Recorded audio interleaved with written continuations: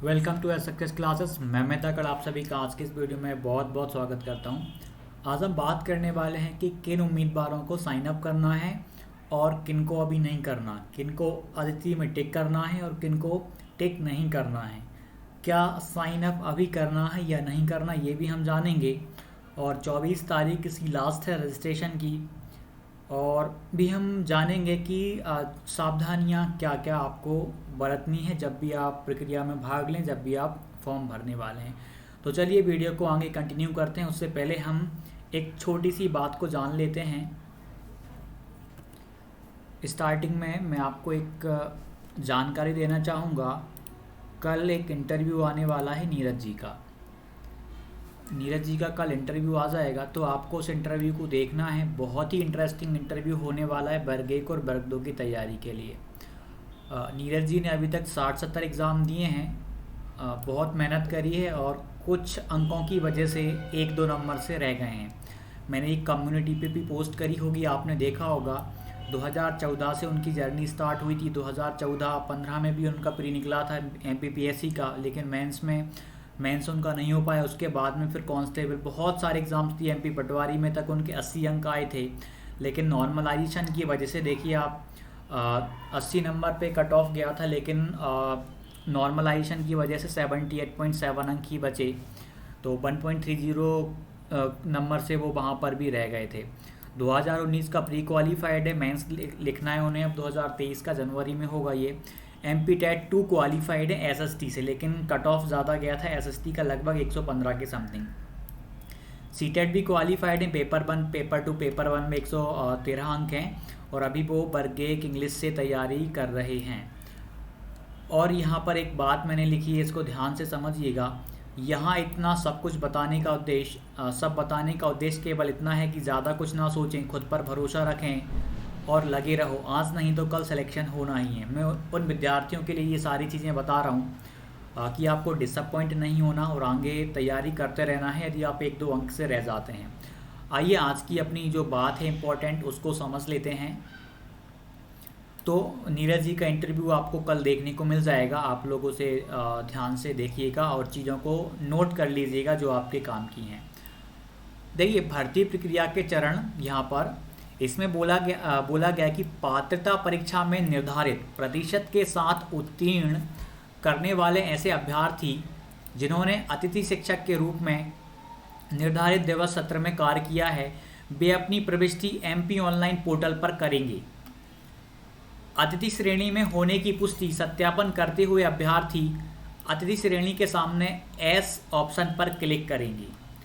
जो अतिथि हैं उनको ही S पे क्लिक करना है, सत्यापन। और फिर आगे बोला है जो अभ्यर्थी इस श्रेणी में नहीं आते उनसे इस चरण में कोई कार्यवाही अपेक्षित नहीं है।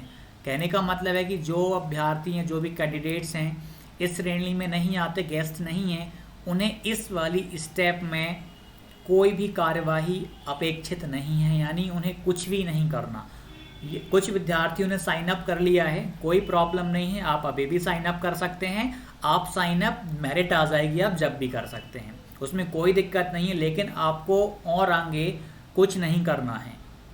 आप साइन अप करेंगे, आपका पासवर्ड वगैरह बन जाएगा, आपकी डिटेल्स वगैरह आ जाएंगी, बस आप इतना कर लीजिए। और उसके अलावा आपको कुछ और करने की ज़रूरत नहीं है। और कुछ ने बोला कि आपने किया कि नहीं, मैंने अभी भी साइन अप नहीं किया है और मैं करूँगा भी नहीं। मैं 24 जो मेरिट है उसका वेट करूँगा, उसके बाद साइन अप करने में टाइम ही कितना लगेगा। तो जैसा जैसा हमारे पास जो निर्देशिका आई हम उसके अकॉर्डिंग चलेंगे। हम हमारे अकॉर्डिंग या किसी दूसरे के अकॉर्डिंग ना चलें। जो गाइडलाइंस हमें दी जा रही हैं हम उनको ध्यान से देखें और उसके द्वारा ही हम कुछ भी चीज़ें करें।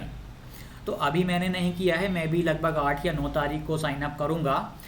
यदि किसी ने कर भी दिया है तो उससे कोई प्रॉब्लम वाली बात नहीं है, लेकिन आप लोग थोड़ा बहुत वेट किया करें। जैसे कि मान लीजिए पोर्टल ओपन हुआ, आप तुरंत करके ना देखें, 1 दिन या 2 दिन आप थोड़ा सा वेट करके देख लें। क्या पता कि कुछ चीज़ें आपको समझ नहीं आ रही वो आपको समझ में आ जाएं।